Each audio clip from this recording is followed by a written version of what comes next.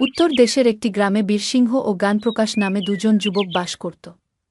ওদের মধ্যে ছিল গভীর বন্ধুত্ব, কিন্তু স্বভাবে ওরা ছিল পরস্পরের বিপরীত। জ্ঞানপ্রকাশ ছিল রোগা, দুর্বল, কিন্তু তার বুদ্ধি ছিল তীক্ষ্ণ। ওদিকে বীরসিংহ ছিল শক্তিশালী, সাহসী আর তড়িঘড়ি করে কাজ করার লোক।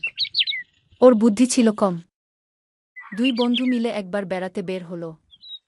সকাল গড়িয়ে দুপুর হতেই বীরসিংহের খিদে পেল। তাদের কাছে খাবার ছিল না। এ সময় তারা দূরে একটি গ্রাম দেখতে পেল। ওখানে গিয়ে কাউকে খেতে দিতে বলবো, জিজ্ঞেস করলা বীরসিংহ। আমার অত খিদে নেই। বলাকুয়া ছাড়া হঠাৎ কারো বাড়ি যেতে ভালা লাগে না। তাছাড়া আমরা দুজনে একসঙ্গে গেলে খেতে পাব কিনা সন্দেহ। এক কাজ করো, তুমি আগে গিয়ে খেয়ে এসো, তারপর দেখা যাবে, বলল জ্ঞানপ্রকাশ।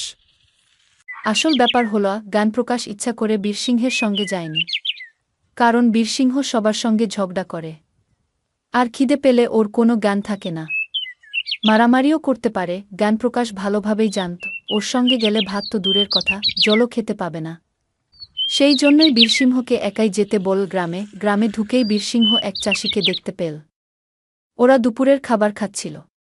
বীরসিংহ তাদের সামনে গিয়ে বলল, খিদে পেয়েছে, আমাকেও খেতে দাও। জোর করে যেন দাবি করছে সে। চাষি আর চাষির বউ লোকটার চোটপাট দেখে তো অবাক। হা করে দেখছ কি? তোমাদেরই বলছি, তাড়াতাড়ি খেতে দাও। ওরা দুজনে কথা কাটাকাটি করছে, এমন সময় চাষির বউ জানালা দিয়ে বেরিয়ে এক দুই জনকে ডেকে আনো। ওদের দেখে বীরসিংহ আরও ক্ষেপে গেল। লাঠি দিয়ে যেই সবাইকে মারতে গেল, অমনি সবাই বীরসিংহকে ধরে আচ্ছামতো পেটাল। ঘণ্টাখানেক পর জ্ঞানপ্রকাশের কাছে ফিরে এলো সে। সব কথা শুনে জ্ঞানপ্রকাশ বলল, তুই এই গাছের নিচে বস, আমি 1 ঘণ্টার মধ্যে খাবার আনব, তারপর দুজনে মিলে খাব। জ্ঞানপ্রকাশও সেই কৃষকের বাড়ি গেল। বীরসিংহকে তাড়ানোর পর তখনও সে ব্যাপারে আলোচনা করছিল গ্রামের লোকজন। এমন সময় জ্ঞানপ্রকাশ গিয়ে খাবার দিতে বলে।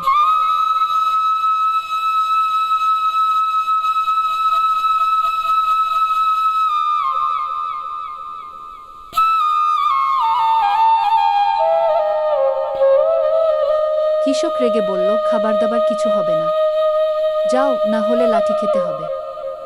আমি ভাত খেতে চাই ঠিকই, কিন্তু তাই বলে লাঠি খেতে চাই না, বলল জ্ঞানপ্রকাশ। জ্ঞানপ্রকাশ বলল, শুনেছি এই গ্রামের লোকজন খুব বনেদি, অতিথির আপ্যায়ন করতে ভালোবাসে।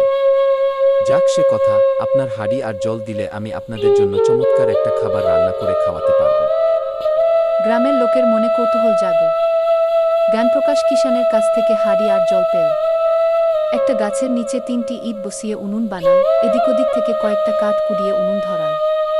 উনুনের উপর জলভর্তি হাঁড়ি বসিয়ে পকেট থেকে একটি পাথরের টুকরা বের করে সেই হাঁড়িতে ফেল। ওর এই কাণ্ডকারখানা সবাই দেখল। কিছুক্ষণ পরও ওই হাঁড়ির গরম জল কয়েক ফোঁটা মুখে দিয়ে সুস্বাদু কোনো কিছু খাবার মতো ভঙ্গি করল। বলল, চমৎকার হয়েছে, এতে 2-1টা আলু পড়লে আরও স্বাদ হতো। ওখানে যারা ছিল তাদের মধ্য থেকে একজন 2-3টি আলু আনল। ওই তৎক্ষণাৎ একজন ছুটে গিয়ে নুন আনল। রান্না শেষে কলাগাছের পাতায় খাবার নিয়ে জ্ঞানপ্রকাশ চলে গেল। দুই বন্ধু পাতায় মোড়ানো খাবার পেট পুরে খেল। গল্পের শিক্ষা, শক্তি দিয়ে যে কাজ করা সম্ভব নয়, বুদ্ধি দিয়ে সেটা করা সম্ভব।